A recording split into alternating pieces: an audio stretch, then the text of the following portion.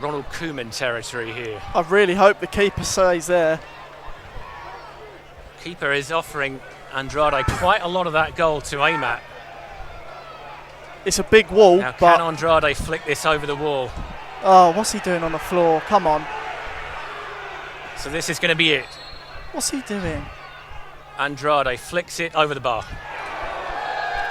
And that is it. Maidstone have lost to Truro. 2-1 the final score here. Thought they might have snatched a point with the equaliser from Rhys Greenwich. But Truro with that late goal. Slightly confusing scenes here. Very difficult to work out exactly what happened. The ball we thought had crossed the line from up here. Initially it didn't seem to be given, but it was then given after a lengthy discussion between the linesman and the referee. We thought that Mason might have got away with that, but well, we'll have to wait and see what it says in the highlights. Joe, just try and sum that up for us. Well, it's disappointing, I think, is the main take from that.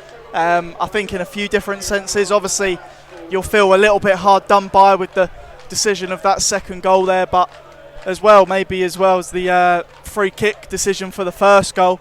So maybe a little bit hard done by, but I think overall in general play, I think we could be disappointed with our overall performance. I don't think we were the better team. I think maybe we could have deserved a draw from that, but I don't think overall, especially in the first half, we were good enough.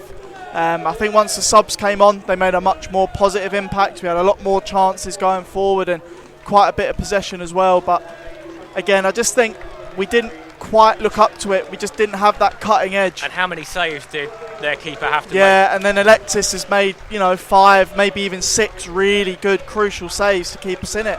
And then, like you say, Fred, Lavercombe had a very, very quiet afternoon. The other thing you have to say about Truro is the way that they bounced back. A lot of teams would have buckled. That siege that followed the Greenwich equaliser, Truro were, we've seen it happen here before. The noise builds up, the tension builds up, and you think that a goal's going to come. But the way that they responded, they didn't just sit on it.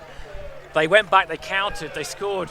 We really don't know what happened there, but I think you have to give them credit for the way that they responded to that goal and say that, frankly, they probably deserved it in the end. Yeah, definitely. I mean, they did really, really well to come back from that goal that Greenwich scored. A great take from Greenwich despite its unconventional nature, but they didn't give up. They didn't sit back. They didn't keep their heads down. They went up our end, tried to get another goal, and they've come away with it. Maidstone in recent years have had a lot of frailties, but for me, set pieces has always been one of them, and I think again today we showed quite a weakness in defending free kicks and balls into the box. So I think that's where a lot of their chances did come from, especially the goals. So yeah, I think plenty to work on for Maidstone, but it's still early doors here in the season, so we've got a lot of time to rectify things like that. Okay, well, I think that is about as much as anybody needs to hear from us this evening. Frankly, if you're miserable, so are we, ladies and gentlemen.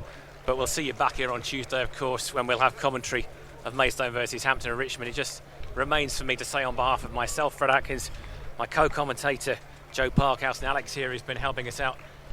Thank you very much for tuning in. See you later. See you next time, folks.